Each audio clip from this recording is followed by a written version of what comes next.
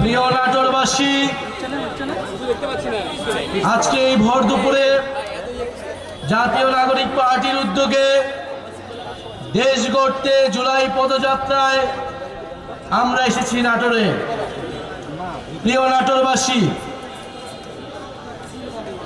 আপনারা জানেন এই নাটোরে জুলাই গণঅভ্যুত্থানের ৮ জন শহীদ রয়েছেন।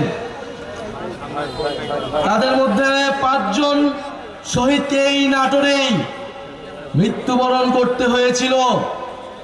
ফ্যাসিস্ট স্বৈরাচারী শেখ হাসিনার সরকার আমার ভাইদেরকে, বোনদেরকে হত্যা করেছিল।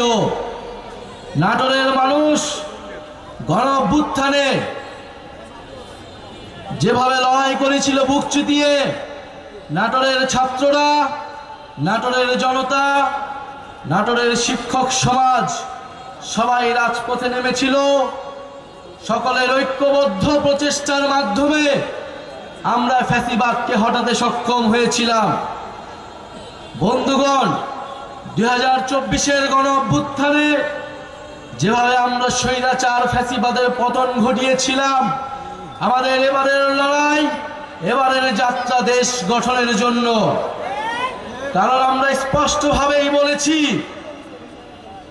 যে ফ্যাসিবাদী সরকারের পতন হলেই হবে না, দেশ সংস্কারের মাধ্যমে নতুন করে বাংলাদেশকে গঠন করতে হবে। এমন একটি বাংলাদেশ গঠন করতে হবে যেখানে গণতন্ত্র থাকবে, যেখানে সমতা থাকবে, যেখানে ইনসাফ থাকবে। একটি দুর্নীতিমুক্ত বৈষম্যহীন বাংলাদেশ গড়া এই তরুণ প্রজন্মের, এই গণঅভ্যুত্থানের ছাত্র জনতার আকাঙ্ক্ষা। কিন্তু 5ই আগস্টের পর থেকে সেই আকাঙ্ক্ষা থেকে নানা পক্ষ সরে গিয়েছে। আমরা আজকেও শুনতে পেয়েছি আমাদের নাটোরের এই কর্মসূচিতে ন্যাক্কারজনকভাবে বাধা দেওয়ার চেষ্টা করা হয়েছে, আমাদের ব্যানার ছিঁড়ে ফেলা হয়েছে। হুঁশিয়ারি দিতে চাই, মাত্র 1 বছর আগের ঘটনা। এই ব্যানার ছিঁড়ে কর্মসূচিতে বাধা দিয়ে যারা ক্ষমতায় দীর্ঘায়িত হতে চেয়েছিল, তারা আজকে বাংলাদেশে তাদের ঠাঁই হয় না। যদি এখনো শিক্ষা না নেই, যদি এখনো আমরা সেই স্বৈরাচারী ফ্যাসিবাদী সরকারের পতন থেকে শিক্ষা না নেই, তবে তাদের পরিণতিও সেই দিকেই যাবে।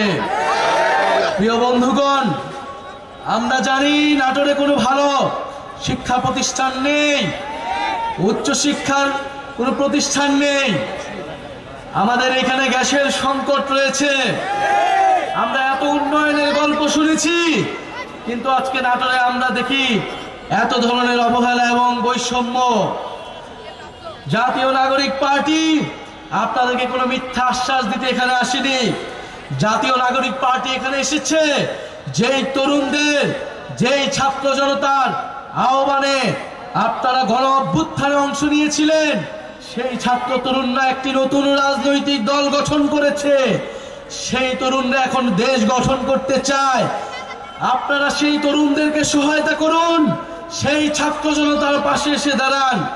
আমরা বিশ্বাস করি ঐক্যবদ্ধভাবে আমরা যেভাবে ফ্যাসিবাদের পতন ঘটিয়েছিলাম, সেই একইভাবে আমরা এই বাংলাদেশ বিনির্মাণ করতে পারবো। প্রিয় বন্ধুগণ, আমরা বলছি দেশের মৌলিক সংস্কার প্রয়োজন। আমরা বলছি জুলাই ঘোষণাপত্র দিতে হবে। আমরা বলছি গণ অভ্যুত্থানের সাংবিধানিক স্বীকৃতি দিতে হবে। এই গণ অভ্যুত্থানে যে সকল ভাইয়েরা বোনেরা নেমে এসেছিল, যে সকল মানুষ শহীদ হয়েছিল, তাদের সেই শহীদি মর্যাদা রাষ্ট্রকে দিতে হবে। সংবিধানের স্বীকৃতি থাকতে হবে। এর জন্য আমাদের প্রয়োজন জুলাই ঘোষণাপত্র এবং জুলাই সনদ। আমরা কোনো ধরনের টালবাহানা, কোনো ধরনের ষড়যন্ত্র মেনে নেব না। প্রিয় নাটোরবাসী, আজকে যারা আপনারা অক্লান্ত পরিশ্রমের মাধ্যমে আজকের এই কর্মসূচিকে সফল করেছেন, সকল বাধা বিপত্তিকে তোয়াক্কা না করে মাঠে থেকেছেন, সেই নাটোর জেলার সকল স্তরের জাতীয় নাগরিক পার্টির নেতা কর্মীদের আন্তরিক ধন্যবাদ জানাচ্ছি।